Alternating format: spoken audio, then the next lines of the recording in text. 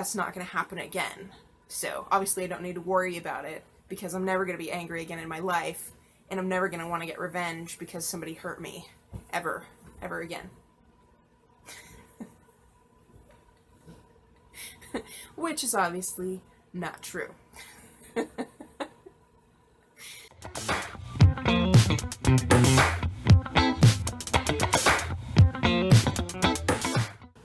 Hello everybody and welcome. Today I'm going to kind of go off of my average video type because I was recently watching one of my favorite videos and I figured it was a good time to bring up this concept.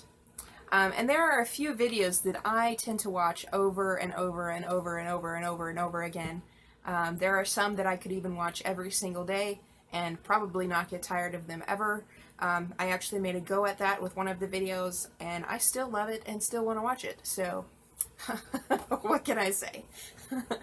I know that in some of like Tony Robbins' discussions and stuff like that, he says things along the lines of, well, if you've already watched a movie once and you're watching it again, freaking get a life.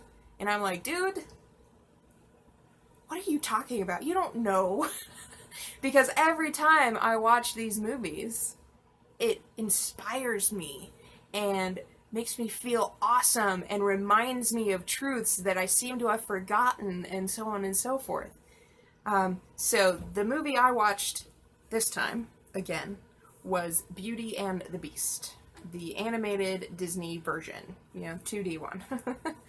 I love this movie, and it's so humorous to me that I love it so much, because I don't actually think I loved it this much until I became a teen and actually started working on personal development and so on and so forth. I interviewed for Lake Fair Princess in one of my high school years, probably junior year or something, and they asked me the question, what fairy or what Disney princess do you like the most? And I totally thought I would answer something like Mulan, but no, Belle came out, and I went, whoa, interesting. And I explained myself, and to a certain degree, that's the way I am, is I say the things that I say, but I don't actually think about them. They just come out, and I go with it. A lot of people call this channeling, and I'm like, well, that's just me. It might be channeling. I don't know. Why would I be channeling this particular discussion now? It's hard to say.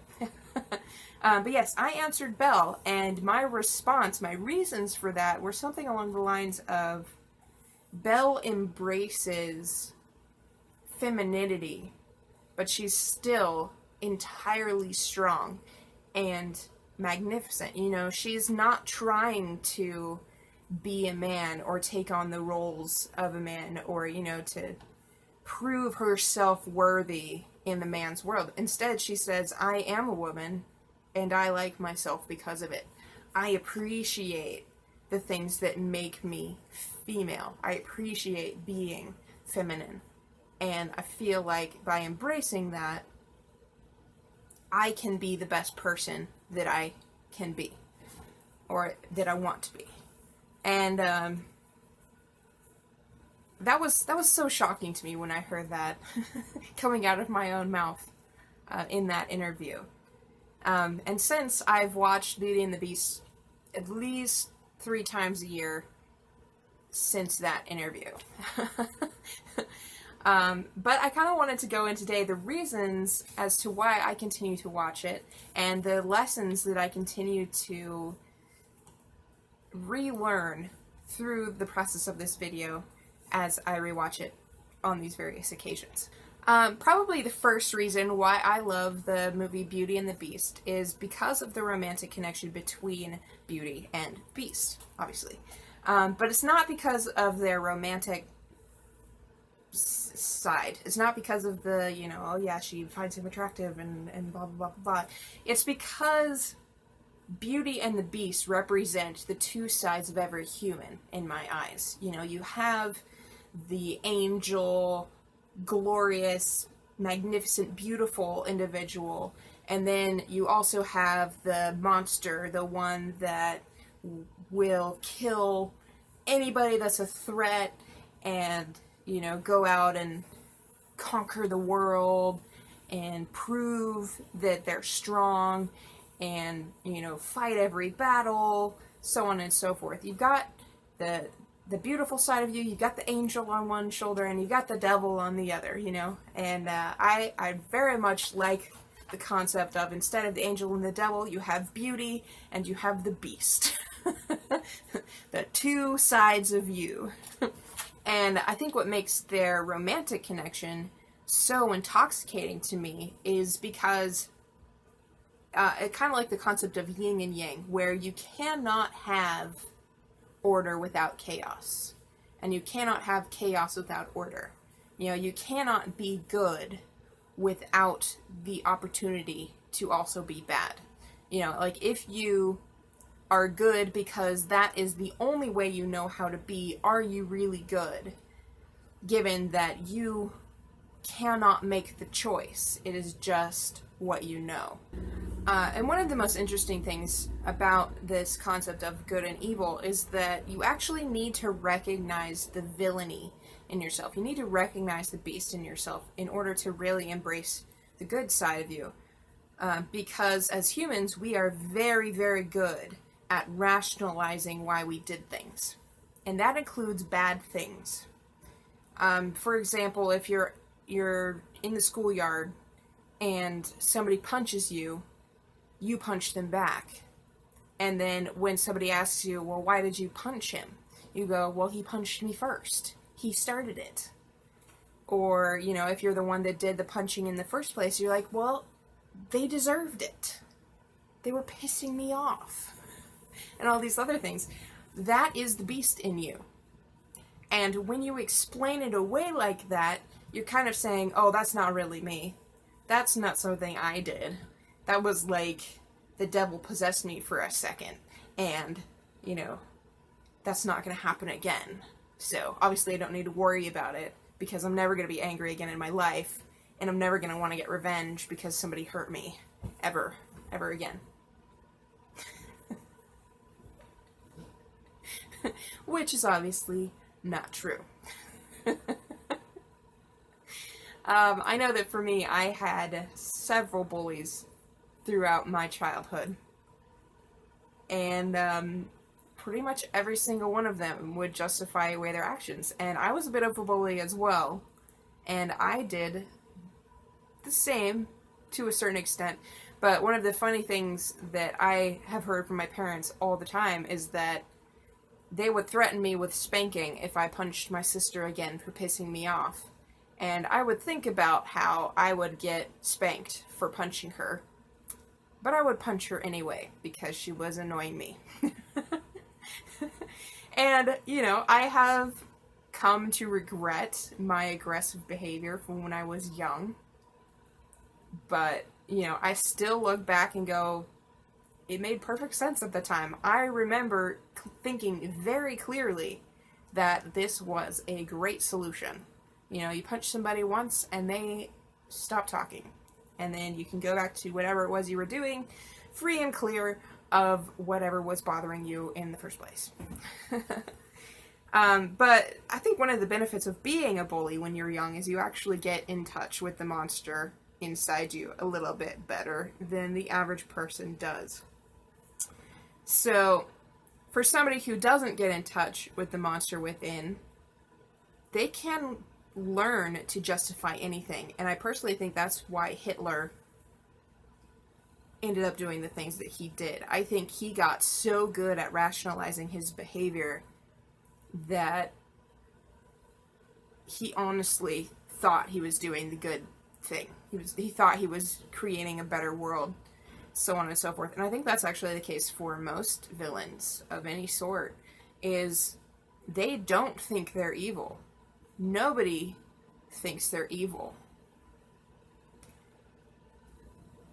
And because they don't believe in their own potential for destruction, they refuse to accept responsibility for that side of their behavior, which can lead you down some very, very dark paths.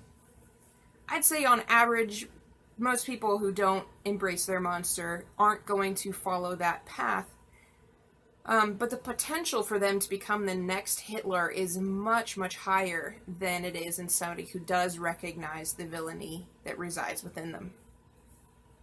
So, this concept of needing both Beauty and the Beast to create a whole, conscious, and humane individual, I think is a fantastic one for us to learn. And it's one that I truly think is vital for us to embrace as we move forward. Because like I said, if you're just being good because that's the only thing you know to do, it's not a choice anymore. It's just fact. You know, you're not consciously choosing one path over the other. And there's really something powerful about choosing to be good versus being good by default. And I suppose that they're both still good, but I definitely trust somebody who knows the evil in the world and chooses to be good more than I trust somebody who believes the world is just rainbows, lollipops, and daisies. And, you know, a lot of people tell me that I'm that second individual, the one that believes the world is rainbows, lollipops, and daisies. I actually was told by one guy that I was the happiest person he ever met. And that made me laugh so hard. Because I was like, what? The happiest person you've ever met? Like, whoa. That is not at all true. You know, I suffer a lot, and, you know, I struggle, and so on and so forth. So a lot of people say that I'm naive, and so on and so forth. But what they don't realize is I fully understand the destructive power within me. I embrace the monster within. You know, I recognize my beast. And because I recognize my beast, when he rears his head within me and decides that I need to pursue my goal without fear of repercussions or any thought for what's morally correct, then I can look at him and go, you know, I appreciate what you're trying to do. I know you're trying to protect me, but honestly, there's a better way to handle this. We don't need to stomp on somebody else to get the things that we want. You know, we can work together, you and me, Beast and Beauty, and create something so much better than if we just had one of us working. And that might be a challenging concept to understand. I'm doing my best to explain it, but, you know, until you embrace your own monster, until you recognize the villainy within yourself, I don't even know if you can understand where I'm coming from with this. But, you know, I hope you do. Another reason why I love Beauty and the Beast, and more specifically why I love Belle, is because I relate to her on many, many different levels. And I'm not talking about her physical beauty. You know, she's praised for her attractiveness and so on. And I am not at all sure of my attractiveness. I try to do well, you know, and go, yes, you are attractive, Allie, you know, you're not some Gollum character hiding in a cave somewhere. But, you know, beauty is subjective, and it's really hard at times, especially for somebody like me who doesn't date much, to accept my own beauty, because it so rarely plays a factor in my life. So when it comes to dating and stuff, I have a hard time believing in my own attractiveness. You know, like, why would somebody like me? I'm not pretty, blah, blah, blah. And, you know, eventually I'll probably learn how to appreciate myself physically as I am. But it'll probably be a longer road for me than it is for many, merely because I don't confront it very often. But the ways in which I relate to Belle are actually more about her emotional state. She does not fit into her society. She doesn't think like the people around her, and that has been my experience for pretty much my entire life. And I'm not entirely sure that not everybody feels this way. I kind of get the sense that maybe not everybody experiences this on the same level as I do. Um, but I definitely know that when it comes to Belle, I relate to that concept. You know, everybody tells me that I'm smart and intelligent and, you know, have a bright future and all these other things, but I think that they secretly look at me and go, what the frick is she thinking? You know, like, how did she possibly think that that process is going to work? Why on earth does she believe that, you know, the law of attraction functions? And how could she possibly think that she can get away with not having a 9-to-5 job and survive and all these other things? You know, the question I hate the most from my relatives is, what do you do? Or, how is this particular project going? And I'm like, oh, please stop asking me that question. I hate it. Because I don't like defining myself by this one aspect. I don't like trying to justify my life to other people. And yeah, that's what I feel like I have to do. I have to justify my life. Which is, it's not fun.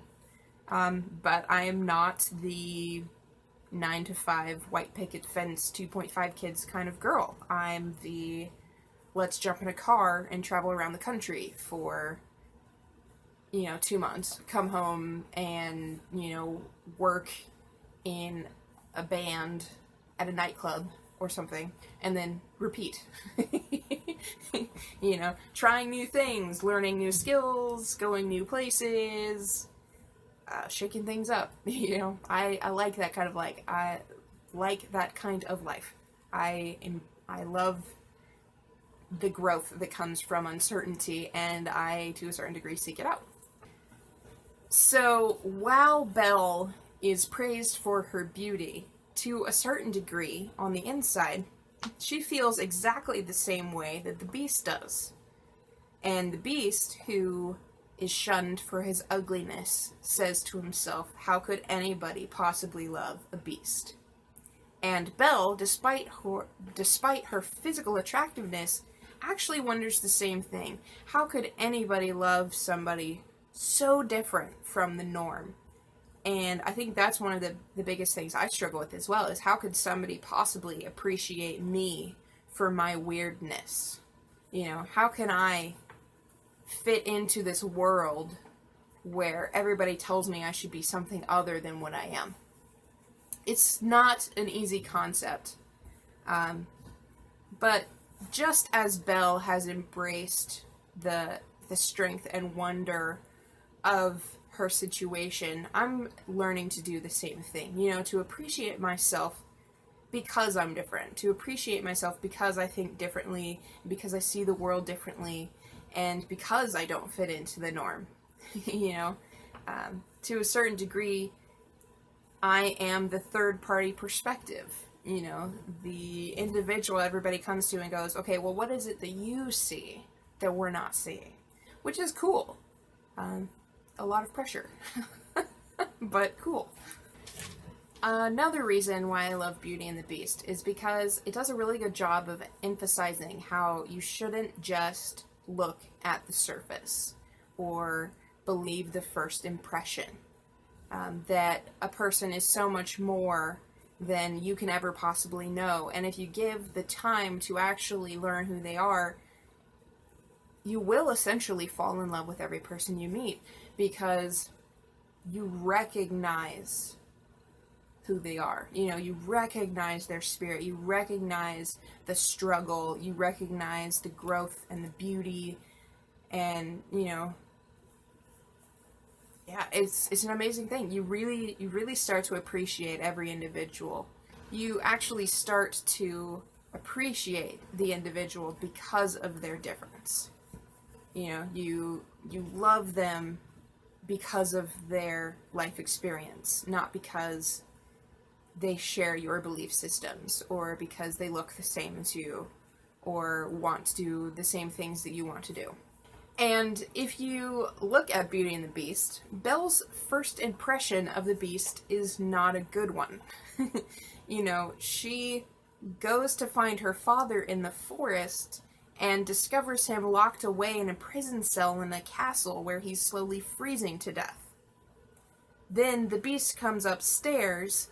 She volunteers to take her father's place as his prisoner, and he essentially locks her away, throws her father out of the castle, and tells him to essentially fend for himself. Now, he doesn't entirely do that, because he does give her father transport back to the village, but he doesn't give Belle the chance to say goodbye. He doesn't give her time to adjust to the new situation, and, she's completely devastated.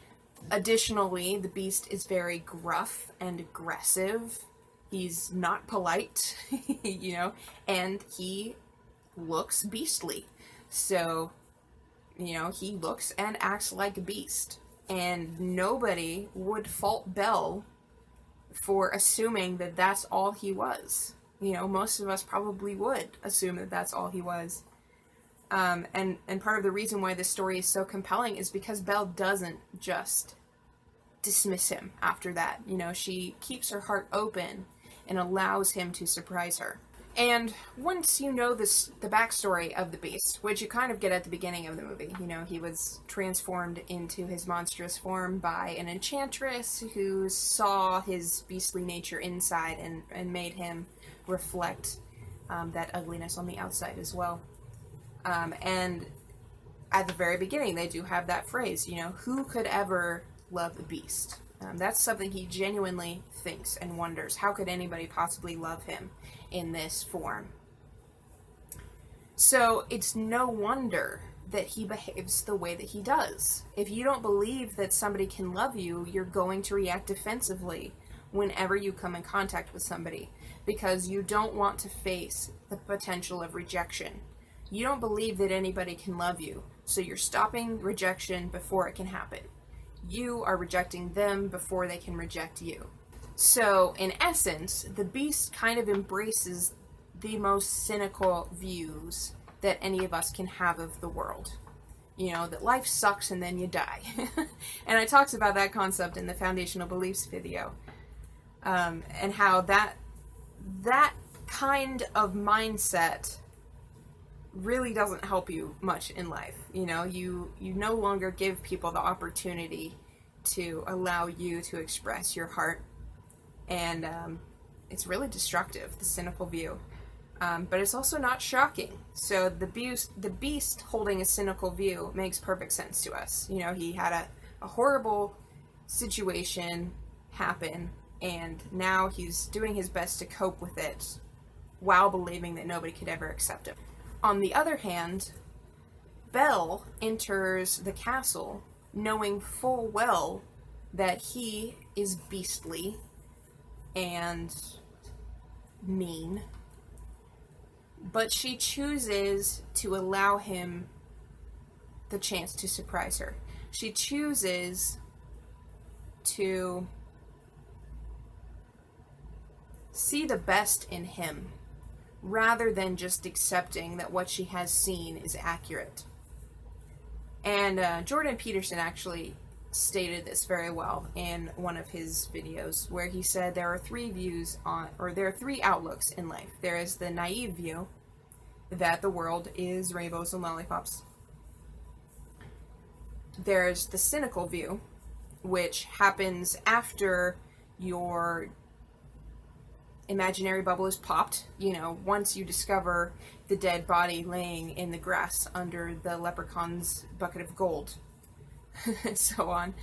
And then there is the point where you choose to see and focus on the rainbows and the lollipops, while knowing that the number of bodies laying around the leprechaun's pot of gold are many. So you choose to see the good in the world. You choose to hold the naive perspective while knowing that somebody can hurt you. You trust that somebody won't hurt you, despite the fact that they have a knife hidden behind their back. And it's not an easy perspective. And that's kind of the perspective that I try to hold, is that there's good in all of us, and that we're all trying to be the best person that we can be. And then I'm also aware that the chances that somebody are cynical are quite high, but I also know that the only way to allow them to embrace the true good within themselves is to allow them to do so and trust them to behave in a good way that would help all of us improve. And that's kind of what Belle does. She knows the Beast is a monster, but she chooses to allow him to be a man. And it's very evident in this movie. You know, you really have the physical manifestation of this concept, which really helps convey the message across, which is awesome. And part of the reason why I like to embrace this concept within my own life is because I believe that a life spent encouraging other people to be the best versions of themselves is a life much better spent than one hiding in the shadows, which I've done before. You know, I've been the cynical person, and I found that I was also terrible at being a good person when I was in that state of mind.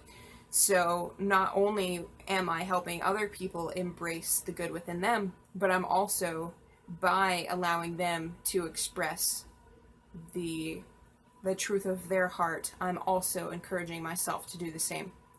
And, you know, leading a life that I can be really proud of. And being the kind of person that I admire, you know. And in the movie, they actually have the beautiful transition from when he is physically transformed from beast to man. And I think that represents how when you treat somebody with honor, you know, when you do everything you can to encourage the best behavior in somebody else, they are going to be inspired by your example, and it could be enough to completely transform them. So I'd have to think that Belle would be so proud of him and of herself for this shift. You know, it was entirely his choice to become the man, but, you know, she got to witness it. She got to help him get there, and I can't think of anything more fulfilling than that. I think that's kind of what love is all about, though, is bringing out the best in somebody else and allowing them to do the same for you. It's a lot easier to recognize our own good behavior when we have somebody else there to encourage it, you know. It's difficult to maintain momentum on your own. You kind of need other people to help you embrace your true potential. So, while I am sure that there are many, many more lessons in that movie, and probably even more that I realized while watching it but didn't remember to write down, this is where I'm going to end the video for right now. I think that there's more than enough information for you to ponder, and you know, I'm probably going to rewatch this video like I do most of the ones that I make, because I still find them helpful. And you know, I'm definitely going to keep watching Beauty and the Beast. But yeah, that's going to be the end of this particular video. I hope you enjoyed it. I hope you got something out of it. And to a certain degree, I hope that you watch Beauty and the Beast again, because it really is an incredible movie. If you get out of the details of it, I guess. You know, you don't have to follow it too hard. You know, you could just allow the messages to come across to you, which is a lot of fun. But if you like this video, definitely click on the like button, you know, the little thumbs up. Subscribe as well, and click on the notification bell so that you're updated whenever I post new videos. I'm thinking of upping the amount I publish to at least twice a week, because I have, you know, 5 videos waiting to be edited right now, and I'm recording another 4 today. So, yeah. It's cool. I enjoy this. You know, I'm glad that I'm not running out of concepts. But definitely help me come up with video ideas, because I don't know what you guys want to talk about. So, leave comments, you know. Tell me what you want to see. and I will do my best to make videos that can help you in whatever aspect of your life you're wanting help with. Additionally, if you like these videos, please consider heading over to my Patreon page and becoming a financial supporter. The assurance that I get from financial support is amazing. I'm provided with such a sense of security and hope when I get financial supporters, and I feel like my content is really appreciated and liked. You know, I feel like people really enjoy the kind of information I give them. So the financial support is a great indicator of the value I'm providing to other people, and it's a great way for you to provide me with the sense of assurance and appreciation that I crave so much. I can't even tell you. I kind of wish I didn't crave it that much, but what can I say? Oxytocin is addictive, so I think that's the hormone you get from helping other people. I don't know. There are at least two. I'll have to do a Simon Sinek video for you eventually to help explain that concept. But, yes. So head on over to my Patreon page, become a financial supporter, click on the thumbs up button, and subscribe to my channel, as well as clicking on the notification bell so you know when new videos are posted. And that is everything I have for you today. So, thank you for watching. I love you all, and I will see you again soon. Bye.